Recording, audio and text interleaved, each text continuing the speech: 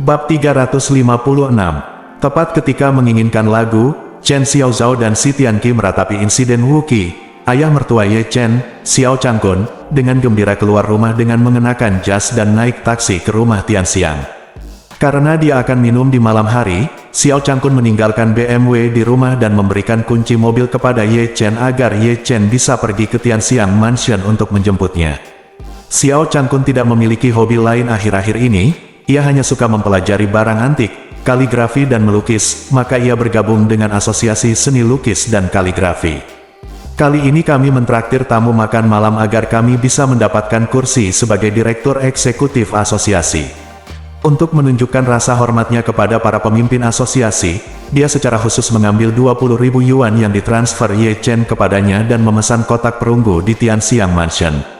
Meskipun ini sudah menjadi kamar pribadi terburuk di Tianxiang Mansion, ini masih jauh lebih baik daripada kebanyakan restoran luar. Ketika Xiao Changkun tiba di Tianxiang Mansion, dia sedang dalam perjalanan ke sana. Pelayan itu tidak mengenal Xiao Changkun, jadi dia langsung membawa Xiao Changkun ke kotak perunggu yang telah dia pesan. Melihat yang lain belum datang, Xiao Changkun menjadi tidak sabar dan hanya duduk di kursinya dan dengan sabar menunggu semua orang datang. Beberapa menit kemudian, pintu kotak dibuka, dan seorang pria parubaya seusianya masuk.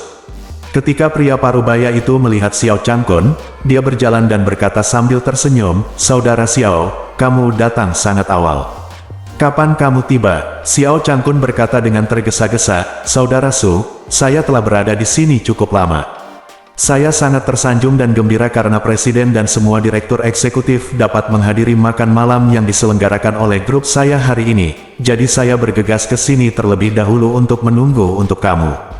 Petik 2. Pria parubaya yang datang ke sini bernama Su Wenyuan, dan dia adalah Direktur Eksekutif Asosiasi Lukisan dan Kaligrafi.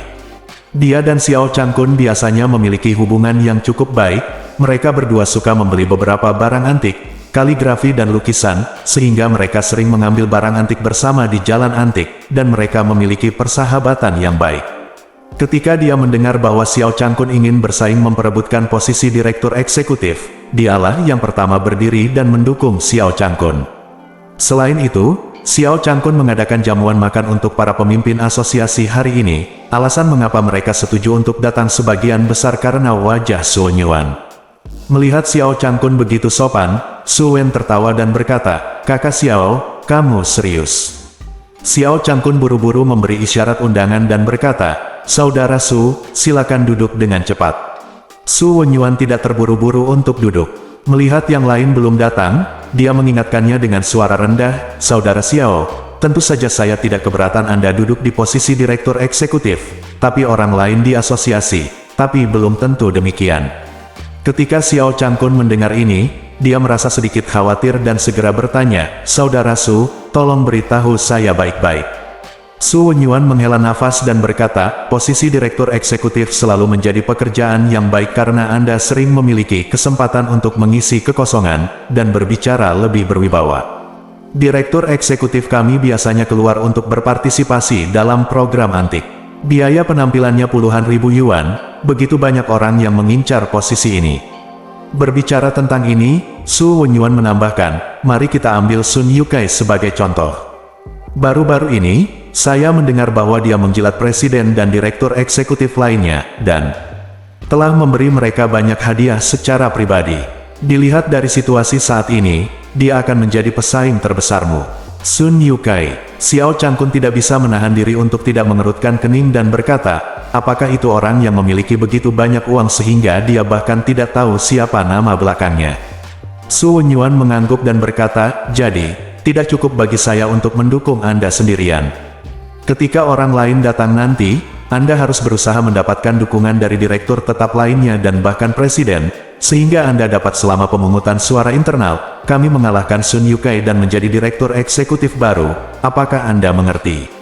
Xiao Changkun buru-buru mengangguk dan berkata dengan tulus, "Saudara Su, apa yang kamu katakan benar-benar mencerahkan saya.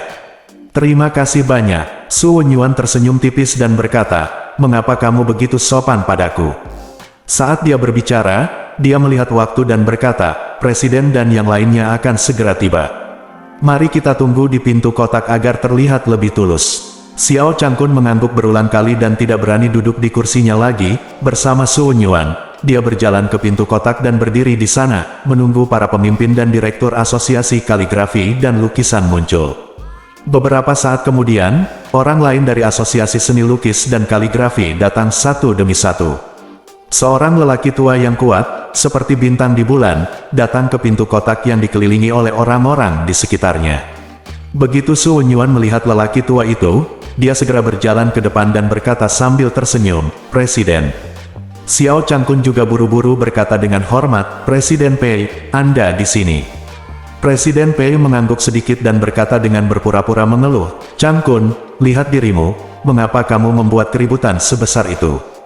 Bukankah aku sudah memberitahumu bahwa pesta kita harusnya sederhana? Cari saja hotel dan pesan hotel biasa, lokasi lobinya bagus, jadi mengapa harus boros memesan kamar pribadi di Tianxiang Mansion?"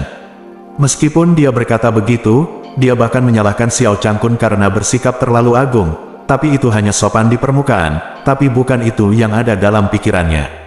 Jika Xiao Changkun benar-benar menempatkan tempat dia akan mentraktir tamu makan malam di lobi hotel lain, dia pasti akan berbalik dan pergi, dan dia tidak akan pernah berurusan dengannya lagi di masa depan. Xiao Changkun buru-buru berkata, "Semua orang di sini hari ini adalah pemimpin. Pemimpin ada di sini, beraninya aku mengabaikanmu." Saat dia mengatakan itu, dia tertawa dan berkata, "Karena semua orang sudah ada di sini, ayo cepat duduk." Presiden Pei juga mengangguk dan berkata, Oke, semuanya, silakan duduk." Pada saat ini, seorang pria parubaya yang mengikuti Presiden Pei tiba-tiba mendengus dingin dan berkata, "Xiao Changkun, saat kamu mentraktir tamu makan malam di Tianxiang Mansion, kamu hanya memesan kotak perunggu kualitas terendah. Itu terlalu tidak sopan kepada presiden dan presiden. Apakah ada direktur eksekutif lainnya?" Ketika Xiao Changkun melihat pihak lain, wajahnya tiba-tiba berubah menjadi jelek dan dia berkata, "Sun Yukai, aku mengundang semua orang untuk makan malam, tapi aku tidak mengirimimu undangan. Mengapa kamu menjilat wajahmu dan mengikutiku? Selain itu, apakah ada hubungannya denganmu jika aku memesan kamar pribadi? Apakah giliranmu yang melontarkan komentar tidak bertanggung jawab di sini?" Pria di depannya adalah pesaing terbesarnya untuk posisi direktur eksekutif, Sun Yukai. Sun Yukai berkata dengan nada menghina, "Anda tidak bisa mengatakan itu. Apa status Presiden Pei kita, dan apa status para direktur eksekutif ini?" Setelah mengatakan itu, Sun Yukai mendengus dingin dan berkata, "Semua orang tahu tujuan mengundang semua orang makan malam hari ini. Bukankah ini hanya untuk posisi direktur eksekutif? Namun, Anda pikir Anda memesan kotak perunggu, yang merupakan yang terburuk. Bisakah Anda membuat presiden dan orang lain mendukung Anda? Ini terlalu tidak tulus, jelas memperlakukan semua orang seperti orang udik yang belum pernah melihat dunia." Setelah berbicara, dia memandang semua orang dan berkata sambil tersenyum, "Kotak perunggu belaka benar-benar tidak layak untuk status Anda. Untuk menunjukkan rasa hormat kepada presiden dan semua direktur eksekutif, saya secara khusus memesan kotak emas di lantai atas, kenapa tidak bukankah kita langsung ke tempatku?" Bab 357. Semua orang yang hadir terkejut ketika mendengar bahwa Sun Yukai benar-benar memesan kotak emas di lantai atas. Tahukah Anda, di seluruh Jinling, Tianxiang Mansion adalah salah satu hotel terbaik di Jinling. Bahkan beberapa tokoh kalangan atas Jinling pun akan kesulitan memesan kotak emas dengan mengandalkan koneksi dan mengeluarkan uang dalam jumlah besar. Di antara masyarakat yang hadir, bahkan Presiden Pei yang memiliki status tertinggi pun tidak pernah berkesempatan makan di dalam kotak emas tersebut, bahkan belum pernah melihat betapa mewahnya kotak tersebut.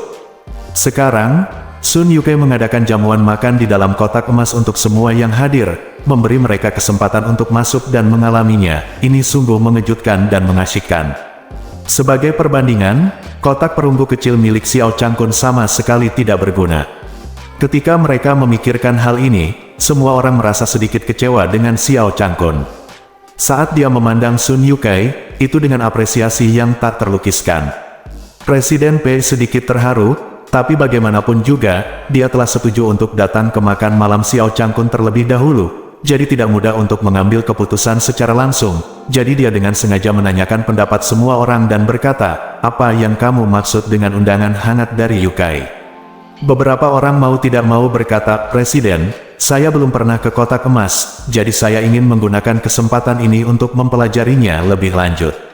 Ya, Presiden, senang sekali bisa masuk dan mengambil beberapa foto dan mempostingnya di WeChat Moments. Presiden Pei melihat bahwa semua orang sepertinya ingin pergi ke kotak emas, jadi dia tersenyum dan berkata, karena semua orang berpikir begitu, mari kita pergi ke sana dan melihat. Oke, semua orang setuju. Sun Yukai sangat gembira dan berkata dengan senyuman di wajahnya, semuanya, silakan naik ke atas. Xiao Changkun di samping sangat tertekan.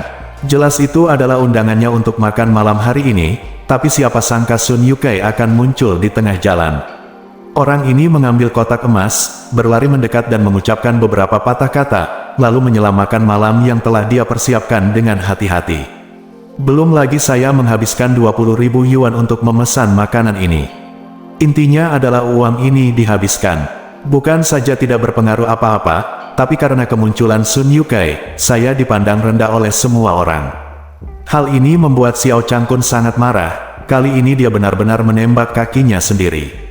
Tepat ketika semua orang hendak naik ke atas, Sun Yukai memandang Xiao Changkun dengan ekspresi bangga di wajahnya dan berkata dengan sinis, Xiao Changkun, orang tua, kamu pasti belum pernah melihat betapa mewahnya kotak emas itu. Kenapa tidak kamu ikut juga? Duduk. Mendengar ini, Xiao Changkun merasa semakin malu dan marah. Dia dengan marah menjawab, Sun Yukai, menurutmu siapa Lao Diaoxi? Apakah menurutmu aku adalah orang yang belum pernah melihat dunia? Biar ku beritahu, aku telah melihat 10 lantai di Brilliant Club, termasuk sebuah kotak emas di rumah Tianxiang. Itu saja, kok keluar dari mulutmu yang patah, seolah-olah itu lebih hebat dari istana Lingqiao Kaisar Langit. Sun Yukai tertawa dan berkata, oh, Xiao Changkun, kamu benar-benar membuatku tertawa sampai mati. Dengan sifat buruk seperti itu, kamu sebenarnya pernah ke klub cemerlang.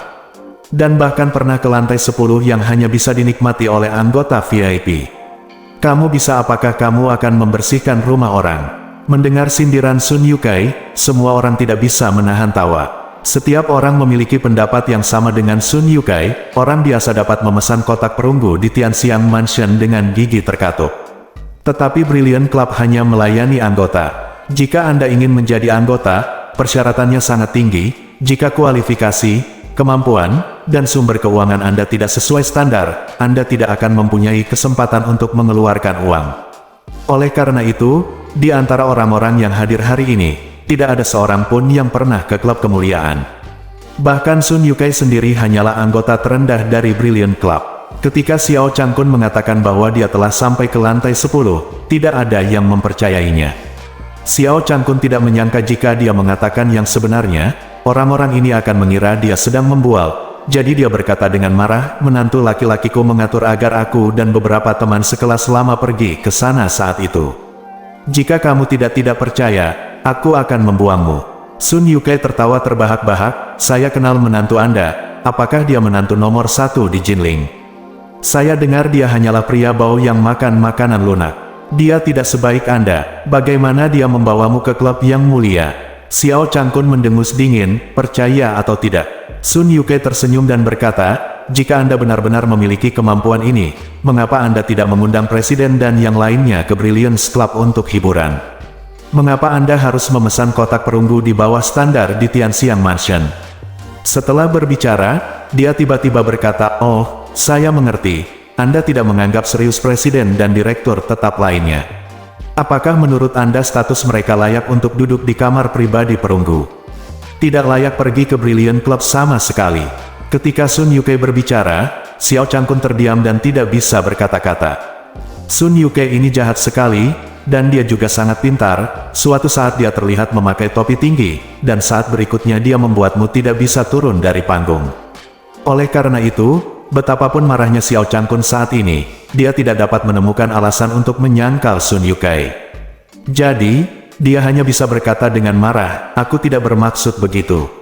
Sun Yukai melihat kekuatan bertarungnya sangat lemah, dia tidak bisa menahan untuk tidak melambaikan tangannya dan berkata, lupakan saja, aku tidak ingin berbicara omong kosong denganmu, orang tua. Dengan kemampuanmu, apakah kamu memenuhi syarat untuk menjadi direktur eksekutif? Jika Anda benar-benar menjadi direktur eksekutif, bukankah itu akan membuat Anda menggelikan di masa depan? Setelah mengatakan itu, dia menoleh ke arah Presiden Pei dan yang lainnya, segera tersenyum hangat dan berkata, "Presiden, ayo pergi." Sun Yukei memesan kotak emas untuk semua orang, yang memenangkan hati banyak orang yang hadir, bahkan beberapa direktur tetap yang awalnya netral memberinya senyuman ramah.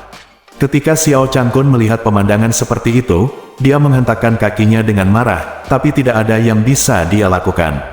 Su Wenyuan, yang berada di sebelahnya, meraihnya dan berbisik di telinganya, "Saudara Xiao, kamu tidak perlu berkecil hati. Situasi saat ini hanyalah pertarungan keinginan." Saat dia mengatakan itu, dia datang untuk menghiburnya dengan suara rendah, "Menurut pendapat saya, Anda tidak bisa menahan amarah. Sebaliknya, Anda harus pergi ke kotak emas dan tampil baik di depan presiden dan presiden yang lain, melakukan upaya terakhir. Jika Anda menyerah sekarang, posisi direktur eksekutif mungkin benar-benar jatuh ke tangan Sun Yukei." Xiao Changkun tiba-tiba terbangun. Ya, dalam aspek menjamu tamu, meski kalah dari Sun Yukei, bukan berarti pihak lain akan menjadi pemenang akhir. Jika aku benar-benar pergi dengan marah hari ini, semua usahaku akan sia-sia dan semuanya akan hilang. Jadi, dia berterima kasih kepada Su Wenyuan dan berkata, "Saudara Su, terima kasih atas pengingatnya. Saya ingin pergi dan melihat kemampuan Sun Yuchai." Setelah itu, dia berkata kepada Sun Yuchai, "Karena kamu begitu tulus, maka saya akan pergi ke kotak emas bersamamu untuk melihat apa yang kamu katakan." Sun Yuchai mendengus dengan nada menghina dan berkata, "Anggap saja kamu sudah tua, dan kamu masih menolak mengakuinya. Jika kamu benar-benar melewatkan kesempatan untuk melihat dunia bersamaku, aku pikir kamu akan terbangun sambil menangis beberapa kali di tengah-tengahnya malam jika kamu kembali malam ini." Bab 358. Xiao Changkun diejek oleh Sun Yukei, dan wajahnya tentu saja sangat kesal. Namun, dia mengingat pengingat Su Wenyuan bahwa prioritas utama adalah memperjuangkan posisi direktur eksekutif daripada marah pada Sun Yukei. Jadi, dia menahan amarahnya, tidak berkata apa-apa, dan mengikuti Sun Yukei bersama semua orang ke kotak emas di lantai atas. Begitu mereka memasuki pintu, semua orang dikejutkan dengan dekorasi mewah di dalam kotak emas dan berulang kali memuji mereka.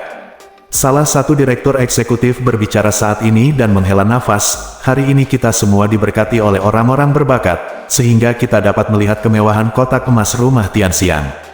Seseorang menggema, "Ya, belum lama ini, seorang teman saya yang memiliki kekayaan puluhan juta ingin memesan kotak ini.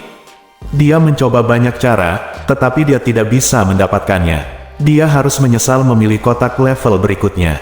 Itu kotak perak." Setelah mendengar ini, semua orang semakin penasaran, dan beberapa orang mau tidak mau bertanya kepada Sun Yukei, "Yukei, bagaimana cara Anda memesan kotak emas? Apakah ada yang membantu Anda?" Sun Yukei berkata dengan ekspresi bangga di wajahnya, "Saya, Sun Yukei, ingin memesan kotak emas. Saya tidak membutuhkan bantuan orang lain.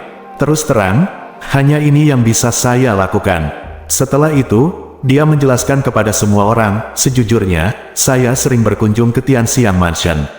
Saya sering makan di sini, dan saya juga teman dari teman. Jadi jika saya ingin memiliki kamar pribadi di bawah level berlian, Tianxiang Mansion akan menyediakannya kapan saja. Buka untukku." Setelah mendengar ini, semua orang yang hadir langsung takjub. Presiden Pei berkata dengan tidak percaya, "Yukei, Anda sebenarnya berteman dengan kaisar bawah tanah kami di Jinling." "Tentu saja," Sun Yukei berkata dengan bangga, "jika saya tidak mengenalnya, bagaimana saya bisa memiliki reputasi yang begitu baik dan dapat memesan kotak emas dengan mudah?" Meski Sun Yukei berkata demikian, nyatanya dia mengenalnya tapi tidak mengenalinya. Alasan mengapa dia bisa memesan kotak emas ini sama sekali bukan karena hubungannya, tetapi dia menghabiskan lebih banyak daripada harga asli kotak emas itu untuk mentransfernya dari orang lain. Saat ini, hanya untuk membuat alasan dan mendapatkan lebih banyak wajah di depan semua orang. Namun, tidak ada seorang pun yang hadir dapat meragukan kebenaran pernyataan ini. Bagaimanapun, semua orang di dalam kotak emas sudah duduk, jadi semua orang mengira Sun Yukei mengatakan yang sebenarnya, dan mereka segera memuji Sun Yukei. Saat ini, Sun Yukei dipuji oleh semua orang, dan dia bahkan lebih bangga lagi. Dia memandang Xiao Changkun dan berkata dengan sinis, "Xiao Changkun, tidakkah kamu melihat presiden dan semua direktur sudah duduk? Mengapa tidak? Tidakkah kamu bergegas dan memberikannya kepada kami jika kamu tidak memiliki kebijaksanaan? Bawakan teh dan air. Wajah Xiao Changkun berubah jelek dan dia berseru, Sun Yukai, apa maksudmu? Sun Yukai berkata dengan nada menghina, apa maksudku? Tidakkah menurutmu, di antara orang-orang di sini, siapa yang tidak lebih tinggi darimu? Kamu sudah tua, kamu tidak menyajikan teh dan air untuk kami, bagaimana kamu bisa berharap kami untuk melayanimu? Ekspresi Xiao Changkun menjadi semakin jelek, dan dia berkata dengan marah, kamu bilang statusku tidak sebaik presiden dan direktur eksekutif lainnya. Aku mengakuinya, tapi tahukah kamu apa statusmu? Kami adalah semua orang biasa di asosiasi. Anggota, apa yang kamu pura-pura berada di sini bersamaku? Kamu masih ingin aku membawakanmu teh dan air, bermimpilah saja. Su Hunyuan, yang berada di sebelahnya, juga berkata dengan nada tidak senang, Sun Yukai, bukankah terlalu berlebihan bagimu untuk berbicara seperti ini? Sun Yukai tertawa dan berkata, ada apa denganku? Kenapa Xiao Changkun, orang tua, begitu sampah? Jika dia bisa memesan kotak emas, aku bisa melayaninya secara bergantian. Masalahnya dia tidak punya kemampuan. Setelah mengatakan itu, dia memandang Xiao Changkun dengan dingin dan berkata, apa menurutmu aku memintamu datang ke kotak emas hanya untuk membiarkanmu makan dan minum? Sejujurnya, untuk orang sepertimu, aku memintamu untuk melakukannya sajikan teh. Dengan menuangkan air, aku sudah memberimu banyak wajah, jadi jangan malu-malu. Xiao Changkun mengertakkan gigi dengan marah. Jika saya tahu bahwa Sun Yukai begitu kejam dan menggigitnya seperti anjing, saya tidak akan mengatakan apapun yang mengganggunya. Tepat saat Xiao Changkun tidak bisa berkata-kata dan malu, mobil itu berhenti di depan gerbang rumah Tianxiang. Hal pertama yang saya lakukan setelah turun dari mobil adalah segera bertanya kepada manajer hotel yang membukakan pintu untuk saya, apakah seseorang bernama Xiao Changkun sudah memesan kamar pribadi kita hari ini? Ya, di perunggu nomor 3. Manajer hotel dengan cermat mencatat para tamu di hotel setiap hari, jadi dia secara alami mengetahui setiap tamu yang memesan kamar pribadi hari ini. Dia mengangguk dan buru-buru berkata, ayo pergi ke kotak perunggu nomor 3 bersamaku. Saat menghadiri jamuan makan di keluarga Song, Tuan Ye berkata pada dirinya sendiri bahwa ayah mertuanya akan datang ke restorannya untuk makan malam dan memintanya untuk menjaganya. Bagaimana pihak lain bisa merendahkan diri untuk duduk di dalam kotak perunggu kecil? Apapun yang terjadi, Anda harus pergi ke kotak berlian. Dia bergegas ke pintu kotak perunggu nomor 3 dan menemukan bahwa pintunya terbuka, tetapi tidak ada seorang pun di dalam kotak itu. Dia tertegun dan bertanya kepada pelayan di dalam kotak, izinkan saya bertanya, di mana Tuan Xiao yang memesan kotak ini? Pelayan berkata dengan tergesa-gesa, Tuan Xiao Changkun masih di sini sebelumnya, tapi dia baru saja diundang ke kotak emas di lantai atas oleh tamu lain, yang ada di kotak emas nomor 2. Petik 2, dia segera berkata kepada manajer hotel, ayo, ikut saya. Saat ini, di dalam kotak emas, Sun Yukai memandang Xiao Changkun dengan dingin, dan masih dengan sinis berkata, Xiao Changkun, dengan levelmu, menurutku kamu bahkan tidak memenuhi syarat untuk bergabung dengan asosiasi lukisan dan kaligrafi. Mengapa melakukan kamu punya keberanian untuk bersaing memperebutkan direktur eksekutif? Xiao Changkun berkata dengan dingin, kamu bilang aku tidak punya keahlian. Menurutku kamulah yang tidak punya keahlian. Bahkan jika aku tidak punya keahlian, aku menemukan kebocoran di jalan antik. Aku membelinya seharga beberapa ribu yuan dan menjualnya itu seharga ratusan ribu. Bisakah kamu melakukan itu? Sun Yukai berkata dengan nada menghina, tiup saja, karena mulutmu ada di wajahmu, kamu bisa meniupnya sesukamu. Kamu juga bisa mengatakan bahwa kamu membayar ribuan dolar untuk sebuah kesalahan, tapi akhirnya menjualnya dengan harga puluhan juta. Masalahnya adalah siapa yang percaya. Xiao Changkun mendengus dan berkata, jika kamu tidak percaya, pergilah ke jalan antik dan tanyakan pada Sang Hermao. Yang aku ambil adalah yang dia ambil. Sang Hermao. Sun Yukai mengerutkan kening dan berkata, Sang Hermao adalah pedagang wanita terkenal di jalan barang antik. Pedagang wanita itu sangat penipu. Dia adalah yang paling gelap di seluruh jalan barang antik. Bisakah dia menghabiskan ratusan ribu untuk membeli barang-barangmu? Bahkan jika kamu memukulku sampai mati, aku tidak akan percaya. Xiao Changkun berkata dengan nada menghina, jika kamu tidak percaya padaku, kamu bisa bertanya padanya besok.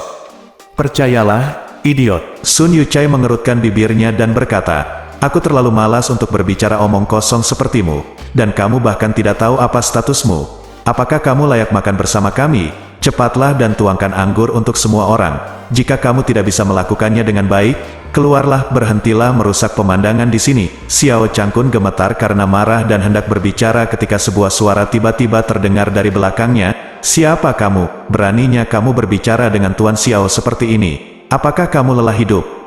Bab 359. Ketika semua orang mendengar suara itu, mereka semua melihat keluar pintu dan melihat manajer hotel memimpin manajer hotel ke kamar pribadi. Tentu saja, dia mengenal Sun Yuchai. Ketika dia melihatnya datang, dia buru-buru melangkah maju dan berkata dengan hormat, mengapa kamu ada di sini secara langsung? Petik 2. Tanpa diduga, dia menatapnya dengan dingin dan berkata, orang yang baru saja menyebut Tuan Xiao seorang lelaki tua, bukan? Sun Yuchai tercengang, apa maksudmu? Tahukah kamu Xiao Changkun? Ketika dia memikirkan hal ini, dia buru-buru menjelaskan, ini mungkin salah paham. Changkun dan saya sama-sama anggota asosiasi lukisan dan kaligrafi. Kami biasanya memiliki hubungan yang baik. Kami kadang-kadang mengolok-olok satu sama lain, tetapi sebenarnya tidak. Benar. Petik 2. Dia mengerutkan kening, melihat Xiao Changkun, dan berkata dengan tergesa-gesa dan penuh hormat, Tuan Xiao, saya tidak menyangka Anda akan datang ke Tianxiang Mansion hari ini. Saya minta maaf atas sapaan saya yang buruk. Semua orang yang hadir kaget saat melihat pemandangan seperti itu. Terutama Sun Yuchai, yang sangat ketakutan hingga berkeringat dingin dan tidak bisa mempercayai matanya. Kaisar bawah tanah yang terkenal di seluruh Jinling sangat menghormati Xiao Changkun, seorang lelaki tua. Bukankah ini terlalu konyol? Saat ini, bukan hanya Presiden Pei dan lainnya yang terkejut. Xiao Changkun juga kaget dan mau tidak mau bertanya, apakah kamu mengenal saya? Dia menjelaskan dengan rendah hati, saya mendapat kehormatan untuk bertemu dengan Anda terakhir kali di klub Cemerlang, ketika Tuan Ye memerintahkan saya untuk berurusan dengan Pan Yuanming dan menantu Weng. Xiao Changkun bertanya lagi, apakah Tuan Ye yang Anda bicarakan tentang menantu saya Ye Chen? Dia berkata dengan serius, ya, itu Tuan Ye Chen. Xiao Changkun tiba-tiba sadar. Baru pada saat itulah dia mengerti mengapa, dengan status superiornya, dia bisa merendahkan diri dan begitu menghormati orang biasa seperti dirinya, yang tidak punya uang atau kekuasaan, itu semua karena menantu laki-lakinya, Ye Chen. Nampaknya menantu itu pembohong besar, dan ada juga keuntungan menjadi pembohong besar, setidaknya sebelum mendapat masalah, dia bisa memanfaatkannya. Kali ini, dia menunjuk ke arah Sun Yuchai dan bertanya pada Xiao Changkun, Tuan Xiao, saya baru saja mendengar orang ini menghina Anda. Apakah Anda ingin saya membantu Anda memberinya pelajaran? Sun Yuchai menjadi pucat karena ketakutan, dan buru-buru berkata, Changkun, saudara Kun, kita adalah anggota dari asosiasi yang sama, kita semua bersaudara, kamu harus mengatakan sesuatu kepadaku. Apa yang bisa aku katakan untukmu? Xiao Changkun berkata dengan emosi di wajahnya, kamu sendiri yang mengatakannya, aku hanya seorang lelaki tua. Aku hanya memenuhi syarat untuk menyajikan teh dan air untukmu. Apa yang bisa aku bantu kamu berbicara? Sun Yuchai tiba-tiba menangis dan berkata, oh, saudaraku yang baik, jangan berpengetahuan seperti aku. Aku hanya bercanda denganmu. Xiao Changkun terkekeh, tidak, aku, orang tua, tidak berani menjadi saudara baikmu. Lebih baik kita membuat batasan yang jelas saat ini. Sun Yuchai tahu bahwa Xiao Changkun masih menyimpan dendam padanya, dan dia merasa menyesal di dalam hatinya. Jika dia tahu bahwa mereka begitu menghormatinya, dia akan bunuh diri, dan dia tidak akan berani pamer padanya. Melihat ke arah Sun Yuchai, dia berkata dengan dingin, kamu berada di wilayahku dan kamu masih berani untuk tidak menghormati Tuan Xiao. Kamu tidak tahu bagaimana menulis kata kematian. Wajah Sun Yuchai tiba-tiba menjadi sangat pucat, bibirnya yang pemalu bergetar, dan dia tidak bisa berkata-kata. Mengacu pada Sun Yuchai, dia berteriak kepada orang-orang di belakangnya, kemarilah, tarik orang ini keluar dan pukul dia dengan keras, terutama mulutnya yang patah. Pukul dia sampai mati. Ketika Sun Yuchai mendengar ini, dia sangat ketakutan. Dia segera berlutut di depan Anda dan berteriak, maaf, saya tidak tahu Xiao Changkun adalah tamu terhormat Anda. Ini salahku, aku minta maaf padamu. mohon maafkan aku dan ampuni aku kali ini. Petik 2. Dia benar-benar tidak menyangka bahwa menantu Xiao Changkun akan begitu hebat sehingga bahkan kaisar bawah tanah Jinling yang bermartabat pun akan menjadi anjing penjilat Xiao Changkun. Tepat ketika dia hendak memohon belas kasihan, beberapa pengawal melangkah maju dan menamparnya. Sun Yukei dicambuk begitu keras hingga dia pusing sesaat, kemudian dia dipukul dan ditendang oleh beberapa pengawal kuat di depannya. Dia terlihat sangat menyedihkan. Dia memandang Sun Yukei dengan dingin dan berkata, "Izinkan saya bertanya, mengapa Anda menargetkan Tuan Xiao kemana-mana?" Mulut Sun Yukei penuh dengan darah, dan dia menangis dan berkata, "Maaf, saya hanya bersaing dengan Xiao Changkun untuk mendapatkan Direktur Eksekutif Asosiasi Lukisan dan Kaligrafi, jadi saya berbicara begitu saja. Tolong maafkan aku." Mengabaikannya, dia memandang orang-orang di ruang pribadi dan bertanya, "Siapa di antara Anda yang merupakan penanggung jawab Asosiasi Lukisan dan Kaligrafi?" Presiden Pei buru-buru berkata, "Saya adalah Presiden Asosiasi Lukisan dan Kaligrafi." Dia mengangguk, menunjuk ke arah Sun Yukei, dan berkata dengan dingin, "Izinkan saya bertanya, sampah semacam ini juga bisa bergabung dengan Asosiasi Kaligrafi dan Lukisan Anda. Bagaimana Anda menjadi presiden? Apakah Anda masih bisa melakukannya? Jika tidak bisa, tolong serahkan posisimu." Presiden Pei gemetar ketakutan. Dengan keinginan yang kuat untuk bertahan hidup, dia tanpa sadar berseru, "Saya akan mengundurkan diri besok. Pada saat itu, saya pasti akan merekomendasikan Xiao Changkun untuk mengambil alih sebagai Presiden Asosiasi Lukisan dan Kaligrafi." Ketika Xiao Changkun mendengar ini, dia buru-buru melambaikan tangannya dan berkata, "Tidak mungkin, Presiden Pei, saya tidak memenuhi syarat untuk menjadi presiden.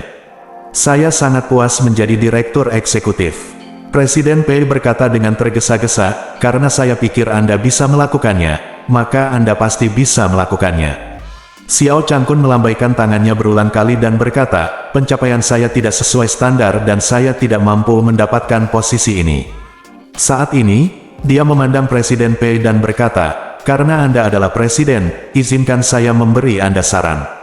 Setelah jeda, dia menunjuk ke arah Sun Yukei dan berkata, "Pertama-tama, hapus orang ini dari daftar saya selamanya." Presiden Pei berseru, "Tentu saja. Saya akan menyingkirkannya sepenuhnya besok." Dia bersenandung, lalu menunjuk ke arah Xiao Changkun dan berkata, "Tuan Xiao sangat ahli dalam bidang barang antik, kaligrafi, dan lukisan. Karena dia rendah hati dan tidak ingin menjadi presiden, maka Anda dapat memberinya posisi direktur eksekutif. Lakukan, kamu mengerti?" Presiden Pei buru-buru berjanji, "Ya, saya akan melakukan apa yang Anda minta." Saat dia berbicara, ekspresinya berubah dan dia berkata kepada Sun Yukei, "Sun Yukei, saya nyatakan bahwa mulai saat ini, Anda akan dikeluarkan dari Asosiasi Lukisan dan Kaligrafi Jinling. Anda juga akan dilarang bergabung seumur hidup." Sun Yukei putus asa. Sejujurnya, dia sendiri tidak memiliki banyak kemampuan dalam menilai harta karun. Alasan mengapa dia bisa menyelinap ke Asosiasi Kaligrafi dan Lukisan Lokal Jinling adalah karena dia menghabiskan sejumlah uang dan cukup beruntung mendapatkan tempat ini. Dia biasanya mengandalkan keanggotaannya di Asosiasi Kaligrafi dan Lukisan untuk menipu di mana-mana. Dia berpikir bahwa menjadi direktur tetap akan membuatnya lebih mudah untuk menipu uang, tetapi dia tidak menyangka bahwa dia akan dikeluarkan secara permanen dari keanggotaan karena dia Xiao Changkun tersinggung. Namun, dia tidak berani menunjukkan ketidakpuasan apapun. Lagi pula, tekanan ada di sini dan dia tidak dapat menahannya apapun yang terjadi. Tepat ketika dia telah menerima takdirnya, dia menatapnya dan berkata dengan dingin, "Tidakkah menurutmu kamu memiliki banyak status? Aku akan mengatur tempat untuk kamu tuju yang paling menonjolkan statusmu." Setelah mengatakan itu, dia memerintahkan bawahannya, "Bawa dia pergi. Temukan peternakan babi yang paling kotor, dan biarkan dia tinggal bersama babi tua yang paling kotor selama seminggu. Selama minggu ini, dia akan makan, minum, buang air besar, dan tidur dengan babi tua itu." Tabur. Induk babi tetap bersama, dia makan apa yang dimakan babi, dia tidur dimanapun babi tidur. Saya ingin dia merasakan apa arti perlakuan super VIP. Bab 360.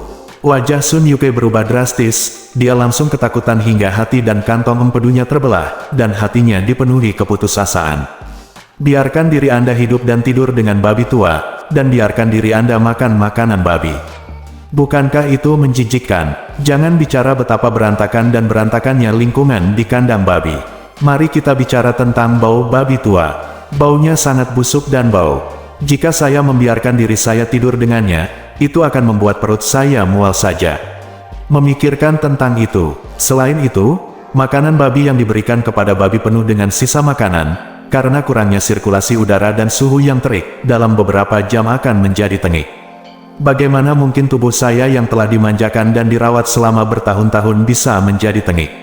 Mampu menahannya, apalagi saya harus tinggal bersama babi tua selama seminggu. Saya takut saya akan bersendawa dalam waktu kurang dari seminggu. Ketika dia memikirkan hal ini, dia buru-buru memohon dan berkata, "Mohon ampun dan ampuni saya. Saya tidak ingin tidur dengan babi tua. Tempatnya terlalu kotor dan saya tidak tahan." Dia mencibir dan berkata, "Tidak tahan kan? Oke, gandakan waktunya, 2 minggu. Sun Yukai menangis. Diperingatkan, menangis. Jika kamu menangis, kamu akan mendapat waktu seminggu lagi. Xiao Changkun merasa Sun Yukai telah dipukuli habis-habisan dan dia tidak perlu tinggal bersama babi tua itu selama 3 minggu lagi. Jadi dia berkata, "Mengapa kamu tidak pergi ke peternakan babi? Tempat itu benar-benar kotor." Dia mengangguk dan berkata, "Peternakan babi memang sangat kotor dan bau, jadi saya tidak pernah memelihara babi."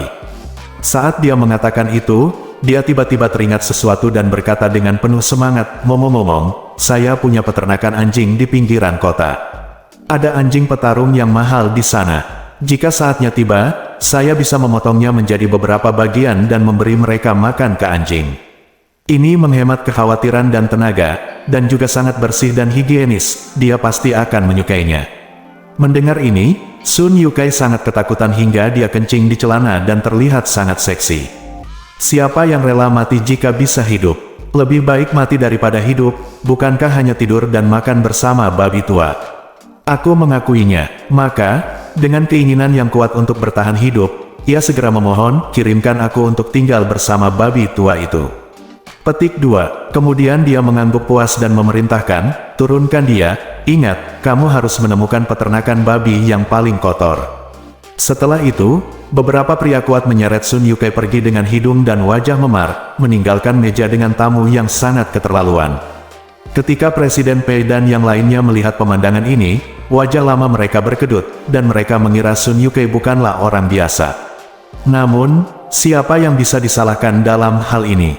Itu semua salahnya sendiri. Jika dia memiliki sikap yang lebih baik terhadap Xiao Changkun, bagaimana dia bisa berakhir seperti ini? Ketika Sun Yukai memulai tur mewah khusus selama 3 minggu di kandang babi, dia dengan hormat berkata kepada Xiao Changkun, "Tuan Xiao, orang itu baru saja buang air kecil di tanah ini. Agar tidak menghalangi kebahagiaan Anda dan orang lain, silakan pindah ke Tianxiang Mansion. Makan di kotak berlian. Semua biaya hari ini akan ditanggung oleh Tianxiang Mansion." Begitu kata-kata ini keluar, Presiden Pei dan yang lainnya terkejut. Apakah Anda mendengarnya dengan benar? Kaisar bawah tanah Jinling yang agung memperlakukan Xiao Changkun dengan sangat hormat, tetapi sekarang untuk menjilatnya, dia benar-benar langsung membukakan kotak berlian berstandar tertinggi di rumah Tianxiang kepadanya.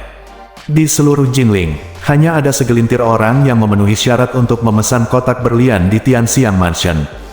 Tapi sekarang, dia buru-buru menjilat Xiao Changkun dan langsung menyatakan bahwa dia akan membukakan kotak berlian itu padanya sebelum dia memintanya. Dan itu gratis. Jika ini tersebar, siapa yang berani mempercayainya? Xiao Changkun juga sedikit terkejut dan berkata dengan ragu-ragu, bukankah ini pantas?" Dia berkata dengan ekspresi serius, "Tuan Xiao, Anda adalah ayah mertua Tuan Ye. Tentu saja yang paling pantas bagi Anda untuk makan di kotak berlian." Ketika Xiao Changkun mendengar apa yang dia katakan, dia merasa lega dan berkata tersanjung, "Kamu sopan sekali." Baru pada saat itulah Presiden Pei dan yang lainnya menyadari bahwa Xiao Changkun ternyata adalah sosok yang luar biasa juga. Jika Anda memiliki hubungan yang baik dengannya, kekhawatiran Anda pasti akan berkurang di masa depan. Setelah itu, dia secara pribadi mengundang dan membawa semua orang ke kotak berlian. Presiden Pei dan yang lainnya mengikuti Xiao Changkun secara bergantian, dengan ekspresi hormat di wajah mereka, tidak berani membuat alasan apapun. Xiao Changkun melihat semua ini dan sangat bahagia hingga dia tidak bisa menutup mulutnya lebar-lebar.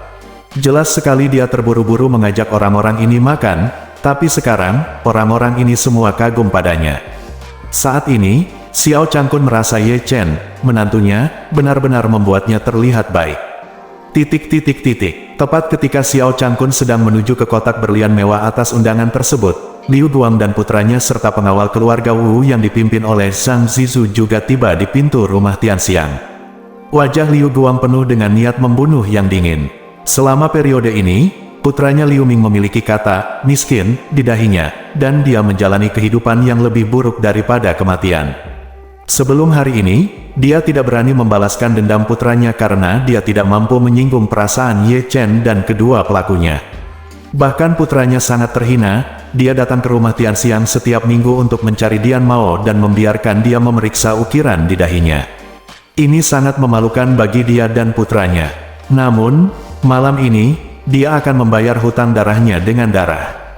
Alasan mengapa dia membawa putranya ke sini kali ini justru karena malam ini kebetulan adalah hari ketika putranya datang ke Dian Mao minggu ini. Dia berencana untuk membiarkan putranya memanfaatkan kesempatan Dian Mao untuk masuk dan menanyakan situasi rumah Tianxiang. Misalnya keberadaan saya dan berapa pengawal yang saya miliki. Jika Anda terburu-buru masuk tanpa menyadarinya dengan jelas, Anda mungkin dimanfaatkan untuk melarikan diri. Jadi, dia berkata kepada Liu Ming yang berdiri di sampingnya, "Nak, masuklah dulu untuk melihat seperti apa sebelumnya dan seperti apa hari ini. Tapi kamu harus lebih berhati-hati dan melihat di mana tepatnya kamu berada sekarang. Tahukah Anda berapa banyak bawahannya di rumah Tianxiang, yang telah mengetahui semua tentang latar belakangnya, lalu kembali dan melapor kepada saya?" Liu Ming mengertakkan gigi dan mengangguk, berkata dengan getir, "Saya tahu, Ayah.